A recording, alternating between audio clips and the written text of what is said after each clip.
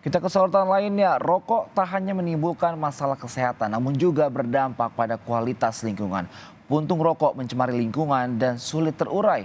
Muncul usulan alokasi anggaran dana bagi hasil cukai rokok untuk pengelolaan limbahnya. Dan berikut ini liputan jurnalis Kompas TV Glenis Oktania yang mengikuti fellowship alokasi pajak rokok untuk perbaikan lingkungan yang diselenggarakan Aliansi Jurnalis Independen di Jakarta. Produksi tembakau seluruh dunia mencapai 6.665.712 ton per tahun.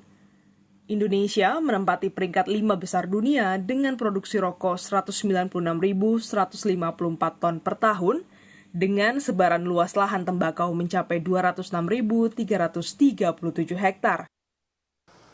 Tak hanya berdampak pada kesehatan, produksi dan konsumsi rokok juga merusak lingkungan. Untuk mengendalikan tingkat konsumsi rokok, pemerintah menetapkan tarif cukai tembakau pada 1 Januari 2022 sebesar 12%. Pemerintah menetapkan dana bagi hasil cukai hasil tembakau pada tahun ini sebesar 3,8 triliun rupiah, di mana gubernur diberi wewenang mengatur pembagian kepada bupati atau wali kota untuk menentukan besaran penerimaan CHT. Namun, aturan ini belum membahas isu pemeliharaan lingkungan. DBH-CHT baru menentukan alokasi dana kesejahteraan masyarakat sebesar 50%, kesehatan 40%, dan penegakan hukum 10%. Tingginya tarif cukai rokok pada beberapa tahun terakhir diklaim membuat industri rokok mengalami penurunan produksi. Dari 335,5 miliar pada tahun 2020 menjadi 331,9 miliar batang rokok pada tahun 2021. Penjualan produk rokok sigaret putih juga turun hingga 15% akibat pandemi COVID-19.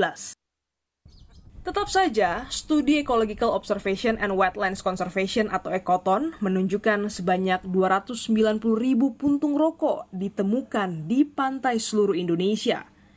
Satu puntung rokok mengandung ribuan zat kimia yang sebagian berbahaya dan dapat menyebabkan kanker. Bahan filternya juga merupakan polutan di air. Namun hingga kini, sampah rokok belum dikategorikan sebagai limbah berbahaya di Indonesia. Menurut ECOTON, produsen rokok harus bertanggung jawab.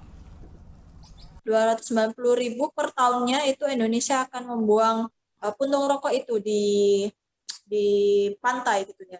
Ya, puntung rokok ini masih dalam kategori sampah residu, bukan limbah B3. Jadi mengikuti standar lingkungan yang berlaku gitu ya di Indonesia itu sendiri. Seperti menerapkan kebijakan extended producer responsibility. Akibatnya, setiap satu puntung rokok dapat mencemari 1.000 liter air di perairan Indonesia. Dampak pencemaran plastik mikro tersebut berdampak pada plankton dan biota laut lainnya. Riset tentang upaya pengelolaan limbah bekas rokok antara lain dilakukan Waste for Change. Menurut lembaga ini, riset dilakukan bersama 2 pabrikan rokok Indonesia. Namun, Waste for Change menolak menyebut nama produsen tersebut. 2 produsen yang berusaha bekerja sama dengan Waste for Change itu sudah punya awareness dan concern karena sudah ada Peraturan Menteri Lingkungan Hidup dan Kehutanan tahun nomor 75 tahun 2019 tentang tanggung jawab produsen untuk pengurangan sampah, dan mereka sudah menganggap rokok sebagai bagian dari sesuatu yang harus ditanggungjawabkan juga di bawah payung hukum tersebut. Dorongan dari pemerintahnya lebih ke bagaimana menyorotinya supaya puntung rokok ini juga bisa jadi salah satu prioritas. Pemerintah telah membuat regulasi menuntut tanggung jawab produsen rokok terhadap limbah rokok. Menurut Gaprindo, sejumlah produsen rokok berupaya mengembangkan riset guna menemukan bahan filter rokok yang lebih ramah lingkungan. Industri adalah bertanggung jawab terhadap limbahnya ya. Jadi industri hasil tembakau juga sedang melakukan berbagai upaya. Yang pertama adalah melakukan riset-riset atau penelitian agar puntung ataupun limbah rokok itu dapat bersifat biodegradable ya. Rokok berdampak pada lingkungan sejak proses produksi yang mencemari air dan tanah, bahkan setelah dikonsumsi dalam bentuk bungkus dan puntung yang sulit terurai. Merespons usulan pemanfaatan dana cukai untuk rehabilitasi lingkungan, Dirjen Perimbangan Keuangan Kementerian Keuangan, Astera Primanto Bakti menyatakan, tersedia peluang pemanfaatan dana cukai untuk rehabilitasi lingkungan. Sejauh ini, dana untuk perbaikan lingkungan bisa memanfaatkan alokasi DBH-CHT untuk kesehatan. Tidak menutup kemungkinan nanti kalau misalnya ternyata sekarang dengan industri tembakau yang sangat ekstensif ya bisa menyebabkan kerusakan lingkungan misalnya, ya bisa saja nanti kita minta rumah yang ada tadi ya fleksibilitasnya ada sebetulnya ya, karena lingkungan itu kan bisa larinya dari kesehatan ya, karena ini kan semuanya akan kena kalau misalnya ada suatu lingkungan yang terkena misalnya jadi ada banjir jadi apa, kan pasti kan penanganannya ke kesehatan.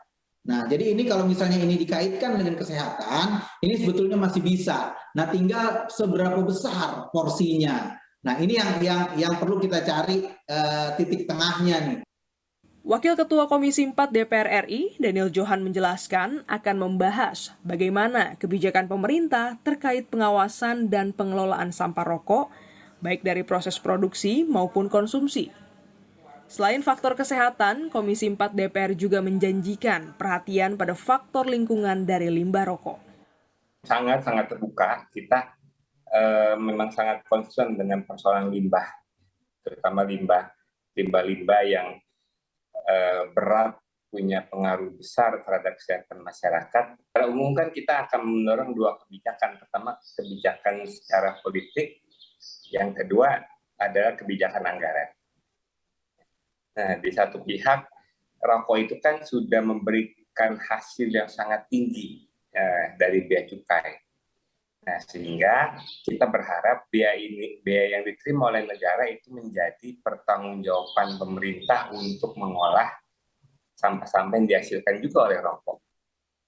Ada atau tidak alokasi dana cukai untuk lingkungan, pemerintah sudah mengatur larangan membuang sampah tidak pada tempatnya.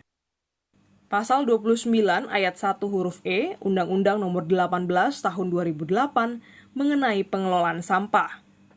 Pemerintah daerah berwenang menetapkan sanksi pidana kurungan atau denda bagi pelanggar.